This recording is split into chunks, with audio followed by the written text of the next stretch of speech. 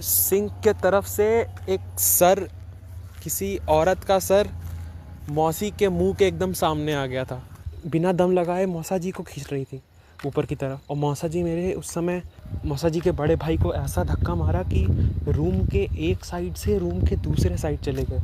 मौसा जी की मम्मी का 2 उंगली पकड़ा सामने की, राइट हैंड की शुरू की 2 फिंगर्स पकड़ी और उसको घुमा दिया। आज तक उनकी फिंगर वैसे ही है। जय श्री राम दोस्तों, आप सभी का स्वागत है अक्षय वशिष्ठ चैनल पर। इस चैनल पर मैं अक्षय वशिष्ठ आपको ऐसे पैरानॉर्मल इंसिडेंट और एक्टिविटीज के बारे में बताता हूँ जो कि हमारे फॉलोअर्स और सब्सक्राइबर्स हमारे साथ शेयर करते हैं। इंस्टाग्राम आईडी, जीमेल आईडी और अब एक ऐसा फोन नंबर जो कि आप स्क्रीन पर देख सकते हैं। तो कभी आपके साथ कोई पैरानॉर्मल इंसिडेंट हुआ हो, आप उसे रिकॉर्ड करके भेज सकते हैं। मैं अक्षय वशिष्ठ उसे नरेट करूंगा अपनी आवाज़ में। आगे बढ़ने से पहले एक बार धन्यवाद जो आप हमारे इंस्टाग्राम, यूट्यूब को इतना प्यार दे रहे हैं। ये जो रियल इंसिडेंट हम आपके सामने लेके आते हैं, आप में से कुछ लोग हैं जिन्होंने ऐसे दर्दनाक हादसे हमसे शेयर किए हैं जो अपनी जिंदगी में बहुत ज्यादा परेशान रहे हैं या अभी भी बहुत ज्यादा परेशान चल रहे हैं। जो लोग नहीं चाहते कि आगे आने वाली जनरेशन अपने ऊपर कोई ऐसा बोझ उठा ले जिसे वो जिंदगी भर हटा ना पाए। माँ बाप अपने बच्चों को पाल पोस कर बड़ा करते हैं ये सोच के कि हमारे बच्चे हमारा नाम रोशन करेंगे। फिर बच्चों से कोई ऐसी गलती हो जाती है जिसका कलंक सीधा माँ बाप के ऊपर आ जाता है, क्योंकि परवरिश पर सवाल उठ जाता है। वैसे आज की जनरेशन में संस्कारों की कुछ और ही अहमियत है, कुछ और ही इंपॉर्टेंस है। आज की जनरेशन तो पैर छूने से भी डरती है। लेकिन जो पूरा रियल इंसिडेंट हमारे सामने आया है, ये 2016 का इंसिडेंट है। बताने वाले का नाम है अभी जो कि सोनभद्र यूपी के रहने वाले हैं। इन्होंने अपने पूरे रियल इंसिडेंट में बताया कि अक्षय भाई, मेरे को ये सारी चीज़ें मेरे मौसा जी ने बताई, और जब बताई तो मैं दहल गया था बुरी तरीके से, जो भी मेरी मौसी जी के साथ हुआ 2016 में। आगे बढ़ने से पहले अभी ने अपने नाना जी के बारे में बताया कि अक्षय भाई, मेरे जो नाना जी है ना, अपने टाइम में बहुत बड़े म्यूजिशियन थे और पूरे यूपी में वो फेमस थे। उनके पास बहुत सारे डायरेक्टर्स और प्रोड्यूसर्स के बच्चे गाना सीखने आते थे। उनके बहुत ज्यादा कनेक्शंस थे और उनकी रेपुटेशन बहुत ज्यादा थी। 5 लड़कियां थी उनकी, उनमें से एक मेरी मौसी थी जिनका नाम था प्रिया। शुरू से ही सारी लड़कियां आज्ञाकारी थी। सबकी आदत थी सुबह उठते ही किचन में जाने की और मम्मी का हाथ बटाने की। घर में, परिवार में बहुत ज़्यादा खुशियाँ थी। बड़ी वाली बहनों की शादी की बात चल रही थी। फिर अचानक से प्रिया को पढ़ाई के लिए बाहर भेज दिया जाता है, और प्रिया जब वापस आती है तो अपने पापा को बताती है, मतलब इनके नाना जी को बताती है कि एक लड़का है जिसे वो पसंद करती हैं। फैमिली लव मैरिज के बिल्कुल अगेंस्ट थी, क्योंकि रेपुटेशन के ऊपर बात आ जाती। तो 2016 में एक डिसीजन लिया प्रिया ने, जिसको वो प्यार करती थी वो उनके साथ भाग गई। जब वो भाग गई तो घर वालों ने उन्हें बिल्कुल ही त्याग दिया। इस तरीके से हो गया था कि प्रिया की अब घर वालों से बिल्कुल भी बातचीत नहीं हुआ करती थी। और प्रिया जो अपने हस्बैंड के साथ रहा करती थी, वो बहुत ज़्यादा उन्हें बोला करती थी कि घर चलते हैं, हम माफ़ी मांग लेंगे, ये हो जाएगा, वो हो जाएगा। इन्होंने बहुत कोशिश भी की, लेकिन जो नाना जी थे, नानी जी थी, उन्होंने कभी इन्हें एक्सेप्ट नहीं करा। लड़के के घर वाले भी इस चीज़ के अगेंस्ट थे, उन्होंने भी इन्हें एक्सेप्ट नहीं करा। 2018 में 2 साल बाद ये लोग वापस आते हैं, और नाना जी के सामने जब आते हैं तो सीधा एक बच्चा उनके आगे दिखाते हैं, और बच्चे को देखने के बाद सबका दिल बिल्कुल पिघल सा जाता है। वो बच्चा बहुत प्यारा था, इन दोनों का एक अंश जो कि इस परिवार का वंश बनने वाला था। घर वालों ने सारी चीज़ों को भुला दिया, सब कुछ भुलाकर सब आगे बढ़ने लगे। प्रिया के जो हस्बैंड थे, मतलब हमारे जो बताने वाले सब्सक्राइबर हैं अभी, उनके जो मौसा जी थे वो गुड़गांव में काम किया करते थे। एक गाड़ी का बहुत बड़ा शोरूम था जिसमें वो मैनेजर थे।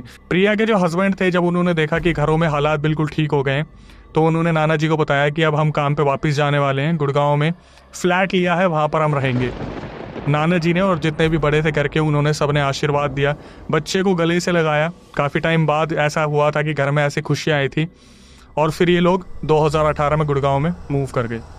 अब जब ये गुड़गांव में आ गए तो इन्होंने एक फ्लैट लिया जो कि 2 BHK हुआ करता था। एक फैमिली के लिए काफ़ी था इतना, जहाँ पर सिर्फ 3 ही तो मेंबर थे, प्रिया, उनके हस्बैंड और एक छोटा सा बच्चा। अब वहाँ पर होता क्या था, प्रिया जो थी, जो अभी की मौसी है, उन्हें ये आदत थी कि सुबह सुबह उठते ही वो किचन में जाती थी। ये बचपन से उनकी आदत थी, क्योंकि मम्मी का हाथ बटाना उन्हें अच्छा लगता था जब वो छोटी हुआ करती थी। सारी बहनें इसी तरीके से किचन में जाया करती थी और इनकी भी यही आदत थी। तो एक दिन ये किचन में जाती हैं, सुबह सुबह का टाइम था, अप्रॉक्सीमेटली 8:30 बजे होंगे। संडे वाला दिन था, तो इन्हें लगा कुछ अच्छा सा ब्रेकफास्ट बना के ये अपने हस्बैंड को परोसेंगी। तो जब ये किचन में जाती है तो देखती है कि अचानक से लाइट चली गई है। जैसे ये किचन में जाती हैं, सिंक में देखती हैं, तो सिंक में इन्हें एक अजीब सी चीज़ देखने को मिलती है। इन्हें ऐसा लगता है जैसे सिंक के अंदर जो होल है उसमें किसी औरत की आँख इन्हें झाँक रही है, जो एक आँख होती है। प्रिया जो थी वो अचानक से घूर के देखती है, और सिंक में से सीधा एक फेस निकल के इनके सामने आ जाता है। प्रिया इस तरीके से बिल्कुल जम गई थी, उस फेस को देख रही थी, और वो जो फेस था वो इनके सामने था। ऐसा लग रहा था जैसे प्रिया ने साक्षात आज नर्क देख लिया है। प्रिया बड़ी मुश्किल से पीछे होती है, गिरती है, अपने आप को संभालते हुए सीधा अपने हस्बैंड के पास पहुंचती है और उन्हें बताती है कि पवन चल के देखो देखो किचन में कोई औरत है और वो अचानक से मेरे सामने आ गई। पवन जो थे उनके हस्बैंड अभी के जो मौसा जी थे वो उठते हैं और किचन में जाते हैं तो देखते हैं कि कुछ भी तो नहीं है। तो वो प्रिया को समझाते हैं लाइट गई हुई थी, ऐसा तुझे लगा होगा, ऐसा वैसे कुछ है नहीं, यहाँ पर कोई भी दिक्कत नहीं है। उसके बाद पवन अपना टॉवल उठाते हैं और सीधा मुंह हाथ धो के जिम की तरफ चले जाते हैं। पवन की आदत थी कि उन्हें जिम डेली बेसिस पर करना होता था, वो बिल्कुल भी रेस्ट नहीं लिया करते थे। तो प्रिया घर में अकेली थी और प्रिया इस चीज़ को समझ नहीं पा रही थी कि उनके साथ जो ये हुआ ये एक्चुअली में हुआ क्या था। फिर प्रिया ने इन सारी चीज़ों को साइड में रख के घर का काम संभालना शुरू करा, डस्टिंग वगैरह करनी शुरू की और इन सारी चीज़ों को बिल्कुल दिमाग में ऐसे रख दिया साइड में जैसे उनका वहम था। लेकिन जब प्रिया घर का काम कर रही थी तब भी उन्हें ऐसा लग रहा था कि उनको किसी एंटिटी के होने की मौजूदगी बहुत तेजी से लग रही है। प्रिया हमेशा इस बारे में सोचा करती थी। कुछ ही हफ्ते निकले थे जब प्रिया इन सारी चीज़ों से निकल रही थी, तभी अचानक से ये एक चीज़ ऑब्जर्व करती है कि जो इनके बच्चे थे छोटे से, जब भी वो सो के उठते हैं वो बहुत तेज़ रोते हैं। तो ये चीज़ समझ में नहीं आती थी कि क्या रीज़न है कि बच्चा सो के उठता है तो रोता है। हालांकि बचपन में बच्चा ऐसे ही करता है, लेकिन ये बच्चा बहुत अलग तरीके से रोता था, जैसे इसको किसी ने बहुत ज़्यादा मारा हो, तड़पाया हो। जब बच्चे को नहलाने का टाइम आता था तो बच्चे के शरीर पर निशान मिला करते थे। तो प्रिया ने पवन को बताया कि यार बच्चे के साथ ऐसा ऐसा हो रहा है। तो पवन ने जो स्टेटमेंट वहाँ पे रखी वो प्रिया को डराने के लिए काफ़ी थी। पवन ने बताया कि ये सिर्फ बच्चे के साथ नहीं हो रहा, मुझे भी ऐसा लगता है कि सपने में जैसे मेरी किसी से लड़ाई हुई है, मुझे किसी ने बहुत मारा है और जब मैं सुबह उठ के देखता हूँ तो मेरी बॉडी पे निशान होते हैं। सेम जो बच्चे की बॉडी पे निशान थे वो पवन की बॉडी पर भी निशान थे। मतलब दोनों बाप बेटे के साथ ऐसा हो रहा था कि सपने में इन्हें कोई पीटता है और जब ये सुबह उठते हैं तो इस हालात में उठते हैं जहाँ पर इन्हें समझ नहीं आ रहा कि इनके साथ हो क्या रहा है। अब प्रिया जब भी सोती थी तो स्लीप पैरालिसिस के अटैक उनके ऊपर होते थे और प्रिया को हमेशा ऐसा फील होता था कि कोई ना कोई आगे पीछे घूम रहे हैं। पवन को बार बार बताती थी प्रिया कि मेरे साथ ऐसा हो रहा है और पवन जब भी छुट्टी में होते थे, प्रिया को जब भी सामान लेने भेजते थे तो पवन को भी ऐसा फील होता था कि यार कोई तो घूर रहा है। इन्होंने सोचा कि यार हमें पता करना चाहिए। पवन मोहल्ले में निकलते हैं और आसपास पता करना शुरू करते हैं कि हमारे घर में कुछ हुआ है या हमारे घर में कोई दिक्कत थी जहाँ पर ये फ्लैट लिया गया। शुरू के 1-2 महीने तो सब कुछ ठीक था, फिर एकदम से ऐसा क्या हुआ। तो जब ये घूमने निकलते हैं तो एक मिडिल एज का इंसान इन्हें मिलता है और वो हिचकिचाते हुए बताते कि देखो भैया, उस फ्लैट के ओनर को मेरा नाम मत लेना। आज से 1-1.5 साल पहले एक बैचलर लड़की आई थी रहने के लिए और आई थिंक उसके ऊपर बहुत ज़्यादा प्रेशर था पढ़ाई का, तो उसने खुद को वहाँ पर टांग कर ख़त्म कर लिया था। और फिर भैया ये चीज़ यहाँ तक नहीं रुकी, अभी 7-8 महीने पहले आपके आने से जस्ट पहले एक परिवार आया था, उन्होंने खुद को वहाँ पर भस्म कर लिया, आग को समर्पित कर दिया। और तब से वो फ्लैट पता है बंद ही पड़ा था। कोई आता भी था तो देखने वाला चला जाता था, ये बोल के कि बहुत नेगेटिव फील हो रहा है। अब पवन को जब ये पता चला तो उन्होंने प्रिया को बताया और इन्होंने फटाफट से उसी दिन सेम डे इस फ्लैट से अपने आप को खाली करके निकाल लिया।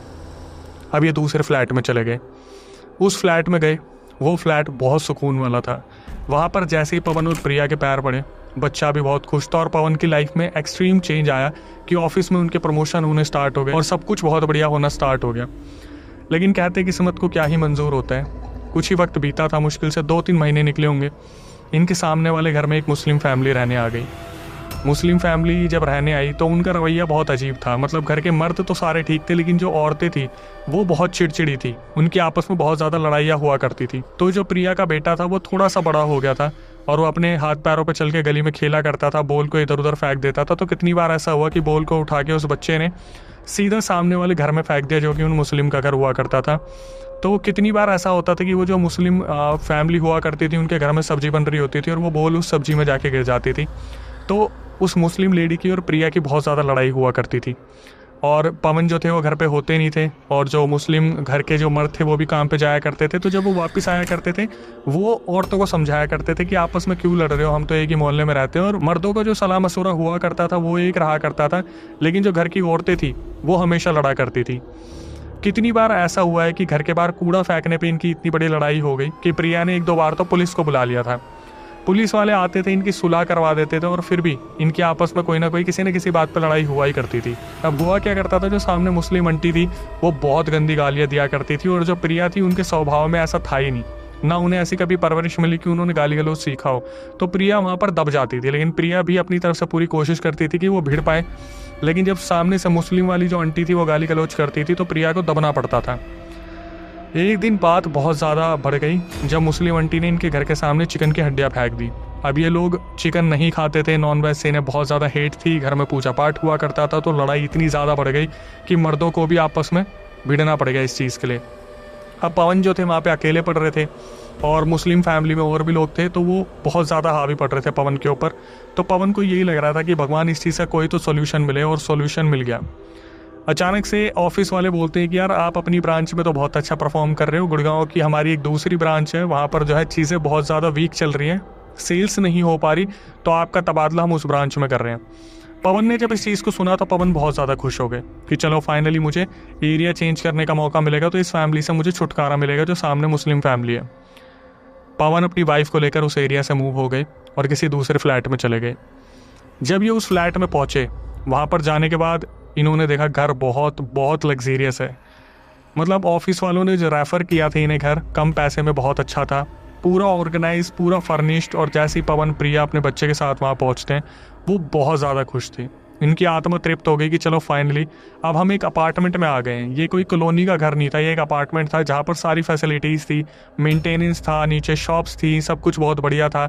और जो सबसे अच्छी चीज़ थी कि सब आपस में मतलब रखने वाले थे, कोई भी एक दूसरे से मतलब नहीं रखता था। अभी जब इस नए फ्लैट में आ गए तो यहाँ पर आने के बाद 1-2 दिन ही बीते थे, और ये एक चीज़ ऑब्जर्व करते हैं कि जब भी प्रिया नहाने जाती है और वापस आती है अपने पर्सनल गारमेंट जब भी कहीं सुखाती है, तो इनके पर्सनल गारमेंट्स वहाँ से गायब हो जाते हैं। इनका शक जाता है कि यार आसपास कोई चोरी तो नहीं कर रहा है। सीसीटीवी चेक कराया जाता है, लेकिन पता नहीं चलता कि इनके पर्सनल गारमेंट्स कहाँ गायब हो जाते हैं।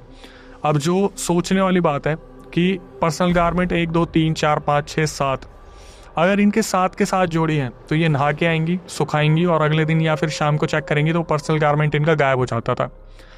ये सोचने वाली बात थी, क्योंकि सबको पता है कि अगर आपके कपड़े गायब हो रहे हैं दैट मीन्स कि कोई ब्लैक मैजिक करने की कोशिश कर रहे हैं। लेकिन अब ये ना तो पहले वाले फ्लैट में थे जिसमें इतनी एक्टिविटीज़ हो रही थी, ना दूसरे वाले फ्लैट में थे जहाँ पर उस लेडी से लड़ाई हो रही थी। तो इस घर में ऐसा क्या हो रहा था? एक रात पवन की आँख खुलती है जब वो देखते कि उनके जो बेटे हैं वो ज़ोर ज़ोर से रोने लग रहे हैं। ऐसा लग रहा है जैसे बेटे को कोई पिन चुभा रहा है। जब वो उठते हैं तो अचानक से देखते हैं कि प्रिया वहाँ से गायब है। ये बहुत ज़्यादा डर जाते हैं, ये सोचिए कि प्रिया अचानक से कहाँ गई। इनका जो घर था वो टॉप फ्लोर पे था, अपार्टमेंट में जो इन्हें मिला था। तो इन्हें अचानक से आवाज़ आती कि छत पे कोई भाग रहे हैं। ये अपने बेटे को आराम से लेटाते हैं, इस तरीके से उसको पैक करते हैं कि बेटा ना तो बाहर आ सकता ना अंदर जा सकता, एक ही सिचुएशन में वो रहेगा। और पवन बिल्कुल भी देरी ना बरतते हुए सीधा छत पे जाते हैं और वो देखते हैं कि जैसे आप देखते हैं ना एक छत के ऊपर भी छोटी छत होती है जहाँ पर टंकी रखी होती है, तो प्रिया वहाँ सीढ़ी पे बैठकर ऐसे गर्दन हिला रही थी जैसे पता नहीं उसके अंदर कौन सी एंटिटी आ गई है। अब पवन आगे बढ़ते हैं और प्रिया को बोलते हैं कि प्रिया तुम यहाँ क्या कर रही हो, नीचे चलो मेरे साथ। तो प्रिया वहाँ पर जो बैठी हुई थी वो अजीब तरीके से हंसने लगती है।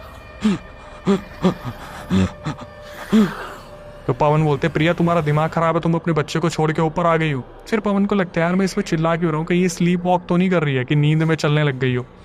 तो पवन बोलते कि प्रिया नीचे चलो, तुम्हारा बच्चा तुम्हारा वेट कर रहा है। प्रिया क्या करती है, हाथ आगे बढ़ाती है, पवन हाथ पकड़ता है और प्रिया के अंदर इतनी जान आ जाती है कि वो पवन को सीधा सीढ़ियों से घसीटना शुरू कर देती है ऊपर। पवन को तब पता चलता है कि भाई कुछ तो गलत है। तो पवन अचानक से बोलते हैं कि प्रिया तुम पागल हो गई हो क्या?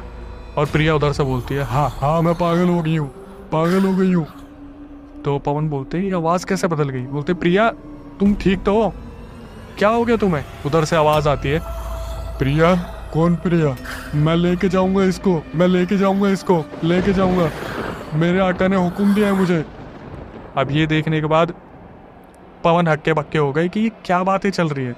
और वहाँ पर फिर अल्लाहू अकबर, अल्लाहू अकबर, अल्लाहू अकबर ऐसी ऐसी आवाज़ें आने लगती है। तो पवन को डर लगने लगता है। पवन कैसे न कैसे हनुमान चालीसा पढ़ पुढ़ा के प्रिया को नीचे लेके आते हैं और प्रिया को मंदिर वाले कमरे में लेके जाते हैं, भभूत वगैरह लगाते हैं और सीधा बेड पर लेटा देते हैं। सुबह जब ये उठते हैं तो पवन सबसे पहले अपनी मम्मी को और अपने बड़े भैया को फ़ोन करते हैं कि रात को ऐसे ऐसे हुआ। तो और हमारे साथ ये चीज़ बहुत टाइम से चलती आ रही है कि बच्चे के शरीर पर निशान मिलते हैं, मेरे शरीर पर निशान मिलते हैं और ये चीज़ पता नहीं क्या हो रही है हमारे साथ। तो ये लोग एडवाइस करते हैं कि आप एक काम करो, गुड़गांव में ही थोड़ा आगे जाके एक मंदिर है, उस मंदिर का नाम डिस्क्लोज करने से मना किया है, वो बाबा नहीं चाहते कि मैं लाइमलाइट में आऊँ। तो उन बाबा के पास आप जाओ और उन बाबा को सारी सिचुएशन बताओ कि क्या हो रही है। तो पवन प्रिया को और अपने बच्चे को लेकर उन बाबा के पास पहुंचते हैं। तो प्रिया उन बाबा के पास पहुंचने से पहले ही ड्रामे शुरू कर देती है, जैसे उनके अंदर पता नहीं क्या ही आ गया। तो कैसे न कैसे पवन जो है प्रिया को वहाँ लेके पहुंचते हैं और उस मंदिर के सामने ही जो बाबा के साथ वहाँ पर काम करने वाले लोग थे वो आते हैं और प्रिया को घसीट के अंदर ले जाते हैं। तो जो बाबा है वो प्रिया से बात करना शुरू करते हैं कि कौन है तू और किसने तुझे भेजा है। तो प्रिया वही हंसना, मुझे हुक्म मिला है, मेरे आका ने मुझे हुक्म दिया है। तो बाबा बताते हैं कि बेटा तुम्हारी पत्नी के ऊपर किसी ने जिन छोड़ रखा है और बहुत ही ज़्यादा मुश्किल है इसे निकालना, क्योंकि बहुत ही ज़्यादा एग्रेसिवली किसी ने छोड़ा है। तो जब पवन पूछते हैं कि बाबा किसने किया ये, तो बाबा बताते कि देखो हम नहीं चाहते कि तुम जाके उनसे लड़ो या फिर भिड़ो, तुम सॉल्यूशन पे काम करो। फिर भी बच्चे को दिखाया जाता है, तो बच्चे की कमर पर निशान होते हैं। तो उस टाइम बाबा का भी दिल पिघल जाता है और बाबा बोलते हैं बेटा तुम इससे पहले कहीं रहते थे जहाँ पर तुम्हारी किसी औरत से बहुत ज़्यादा लड़ाई होती थी। पवन बोलते हैं हाँ हम रहते थे और वहाँ पर एक मुस्लिम लेडी थी जिससे हमारी बहुत लड़ाई होती थी। तो बाबा ने बताया कि उसी ने किसी मौलवी से इसके ऊपर जिन छुड़वा दिया है और वो जो जिन है वो गारमेंट्स इसके गायब कर देता है और उनके साथ वो सारी गलत चीज़ें करता है जो कि मैं अभी नहीं बता सकता। तो बाबा को पूछा जाता है कि बाबा क्या करा जाए। तो बाबा बताते कि बेटा इसका एक ही रास्ता है, अगर इस लड़की को बचाना है तुम्हें तो, लेकिन रास्ता इतना आसान नहीं है, बहुत मुश्किल रास्ता है, किसी की भी जान जा सकती है अगर तुम में से किसी ने भी लापरवाही बरती तो पूछा गया, जो पवन थे वो प्रिया से बहुत प्यार किया करते थे। तो पवन बोले कि मैं बचाने के लिए अपनी जान दे दूंगा, लेकिन मेरे बच्चे के लिए इसकी माँ का होना बहुत ज़रूरी है। तो बाबा ने इन्हें एक दिया दिया जिसके 4 मुँह थे, जो आपने आरती के टाइम पे देखा होगा कि चारों तरफ से दिए जलते हैं। और बाबा ने बताया कि बेटा शाम को लगभग 40 दिन तक तुम्हें ये प्रयत्न करना है, तुम्हारे साथ 3-4 लोग होने चाहिए और तुम्हें इस बच्ची को ले जाना पड़ेगा, एक कमरे में बंद करना पड़ेगा और तुम्हें कुछ मंत्र मैं दूंगा, वो मंत्र तुम्हें बोलने पड़ेंगे और जब तक ये मंत्र चलेंगे 1 घंटे तक तुम्हें इस दिए को बुझने नहीं देना है। तुम आराम आराम से इसे हिलाते रहोगे और जो ये लड़की है इसे तुम्हें बांधना पड़ेगा, क्योंकि जैसे ही ये दिया जलना शुरू होगा ये लड़की बुरी तरीके से उछलना शुरू करेगी और बच्चा इसके सामने होना नहीं चाहिए। तो पवन वहाँ से उठते हैं उस दियो को लेके और घर पे आते हैं और सबसे पहले जो है अपनी मम्मी को और अपने बड़े भाई को फ़ोन करते हैं कि भाई मुझे तुम्हारी ज़रूरत है, घर पे आ जाओ, प्रिया के साथ ये दिक्कत है, उस औरत ने हमारी प्रिया के ऊपर जिन छोड़ दिया। तो बड़े भैया जो थे उनका तो दिमाग ख़राब हो गया, वो बोले मैं उस औरत को देखता हूँ। तो पहले पवन ने बोला नहीं भैया आप घर पे आ जाओ, आज से प्रक्रिया करनी स्टार्ट करनी है, क्योंकि 40 दिन का पूरा रास्ता है, अगर हमने जल्दी से जल्दी इस चीज़ को शुरू नहीं करा तो प्रिया को हम खो देंगे। ये सुनने के बाद जो इनके बड़े भाई थे और मम्मी ये आते हैं घर पे। तो सबसे पहले बच्चे को सबसे क्लोज जो रिलेटिव्स थे उनके पास छोड़ा गया और कोई फीमेल ही थी जो शायद रिश्तेदारी में होगी, वो भी अकेली रहा करती थी, उन्हें बच्चे संभालने का अच्छा एक्सपीरियंस था। तो बच्चे को उनको हैंडओवर किया गया। इसके बाद जब ये लोग आए तो जो मम्मी और भाई थे वो अपने साथ नायलॉन की इतनी मोटी मोटी रस्सियाँ लेके आए थे जो आपने घरों में देखे होंगे, जिस पे झूले बंधते थे। प्रिया को एक चेयर पर बैठाया जाता है लकड़ी की और उस पर पूरी तरीके से नायलॉन से उन्हें बांध दिया जाता है। जैसे ही पवन दिया चलाते हैं इनके बुरी तरीके से रोंगटे खड़े हो जाते हैं और पैरों के नीचे से धरती निकल जाती है, क्योंकि अगले 5 मिनट में प्रिया उन सारी रस्सियों को तोड़ के वहाँ पे खड़ी थी और बुरी तरीके से प्रिया चिल्लाती है, सीधा भागती है गेट के बाहर। सबसे पहले जो इनके बड़े भाई थे पवन के वो सामने आते हैं, एक धक्का मारती है प्रिया इतनी बुरी तरीके से, सीधा सामने वाली दीवार पर लगते हैं। उनके जो भैया थे वहाँ बेहोश हो गए। माता जी सामने आती है, जैसे ही माता जी ऐसे हाथ बढ़ाती है 2 उंगलियाँ प्रिया पकड़ के इस तरीके से तोड़ती है इतनी बुरी तरीके से। जो हमारे सब्सक्राइबर हैं अभी, उन्होंने बोला भाई मैंने देखा हाल, अभी तक वो उंगलियां मुड़ी हुई है, जब भी मैं कभी जाता हूँ देखने के लिए तो उनकी उंगलियां अभी भी ऐसी की ऐसी है। जब वहाँ पर इतना बुरा हाल हो गया तो अचानक से पवन जो थे वहाँ पर बोलते हैं कि तुझे तेरी बच्चे की कसम, अगर तू बाहर गई तो अचानक से ऐसा हुआ जैसे प्रिया के अंदर माँ की ममता जाग उठी और वो उस जिन को पुश करने लगी वापस पीछे आते आते चेयर के पास लेके गई और वहाँ पे चिल्लाने लगी कि पवन मुझे बांध दो, इससे पहले कि ये मेरे ऊपर हावी हो जाए। ये पहला दिन था इसलिए जिन इतना ज़्यादा हावी नहीं हो पा रहा था। मम्मी उठती है, भाई को उठाती है, बड़े वाले भाई को, और बोलती है कि फटाफट से प्रिया को बांधो। अभी तक जो इनके हाथ पैर बांधे हुए थे इनको ऊपर से नीचे तक बांध दिया गया।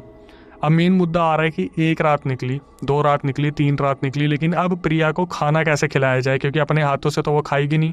दूसरे तीसरे दिन जब मम्मी जी खाना खिलाने जाती है तो प्रिया वहाँ पे बैठी होती है और अचानक से आँख बंद करती है और मुंह ऊपर करती है, उनके मुंह से मक्खियाँ निकलनी स्टार्ट होती हैं।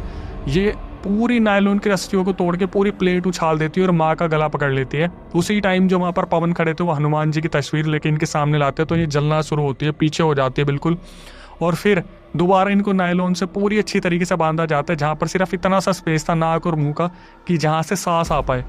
इसी तरीके से खाना खिलाया जाता था चम्मच से धीरे धीरे। प्रिया का जो वेट था वो 60 से 45 आ गया था और हालत बहुत बुरी हो गई थी।